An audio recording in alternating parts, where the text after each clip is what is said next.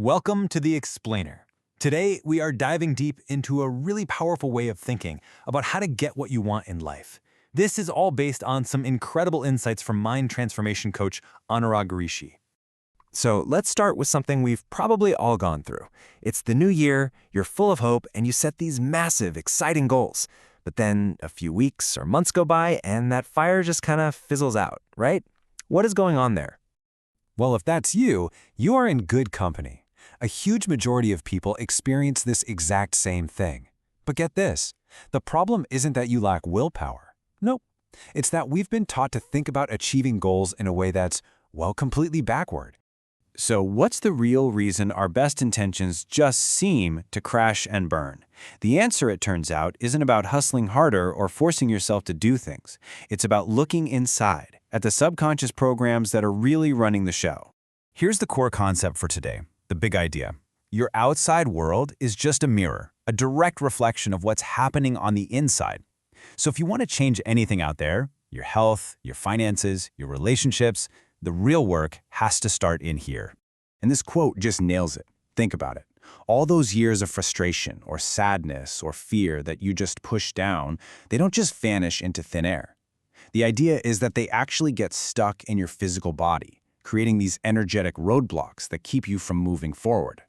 And check this out. This philosophy even maps it out. For instance, chronic anger might be stored in your liver. Deep-seated fear could be affecting your kidneys. You feel that constant weight of financial burden? It might literally be showing up as pain in your lower back. So to really create change, you've got to clear out all this old emotional baggage first. Okay, so you're probably asking, how in the world do I do that? Well, luckily there's a really powerful 4-part framework for this, and it's simplified into an acronym that's super easy to remember, MEME. All right, let's unpack this MEM framework. It stands for mind, emotions, meditation, and energy. You can really think of this as your personal toolkit for a total inner transformation. First up, we've got M from mind. The job here is to figure out what your limiting beliefs are, and they're usually formed in one of two ways, either from a single, really intense emotional event, or from just hearing the same thing over and over again as a kid, like, we can't afford that. You know, it's actually more important to unlearn these old programs than it is to learn new stuff. Next up is E for emotions, and this is crucial. Just knowing your limiting belief isn't enough. You have to get the trapped emotion out of your body. One super powerful way to do this is a practice called catharsis. You literally just write down all your anger, your fear, your frustrations, and then you rip up the paper or you burn it, symbolizing that you're letting it all go. And that brings us to the next 2 steps. Meditation and energy.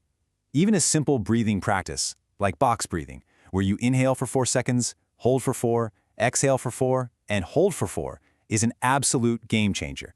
It literally shifts your body out of that stressed out fight or fright mode and into the calm, rest and digest state where healing actually happens. This is how you change your energy. Okay, now we're getting to the biggest, most important mind shift in this whole process. Honestly, this is the secret sauce that makes all of this work, and it's probably the exact opposite of what most of us have ever been taught about achieving goals. I'm going to say that again. You don't attract what you want, you attract who you are. See, the universe doesn't respond to your desperation or your wanting something. It responds to your energy, your state of being. Wanting comes from a place of not having it. Being comes from a place of already having it within you. Let's just break that down a little more. When you're stuck in that wanting state, what are the emotions underneath it all? It's usually fear, doubt, a feeling of lack. But when you shift to a state of being, the emotions are totally different. They're gratitude, security, abundance. You're basically embodying the feeling before the thing even shows up. And that is what you attract. Think about it like this. When you're thirsty, the real pleasure isn't in the glass of water itself. It's in the amazing feeling of quenching your thirst. So the trick is to learn how to quench your emotional thirst for joy, for peace, for security right now, instead of waiting for something outside of you to give you that feeling. Okay, so the big question is, how do we actually do that? How can you feel the emotions of a future that hasn't even happened yet? Well, there's a really cool and practical technique you can use for exactly this purpose. It's called the mental movie technique. And here's the wild thing about your brain. It literally doesn't know the difference between something you've actually experienced and something you've just imagined with intense detail and emotion. You can totally use this little feature of your brain to your advantage. So here's how it works. First, you write the script. Get really clear on what your amazing future looks and feels like. Then, as you play this movie in your mind, you do the most important part. You feel the feelings of it now. You feel the gratitude, the joy, the relief, as if it's already done. That feeling, that is the magnetic force.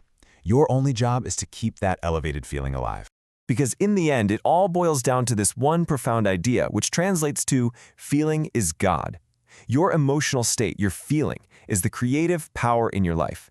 So, if you really want to change your life, stop trying so hard to change your circumstances. Instead, focus all your energy on changing your feeling.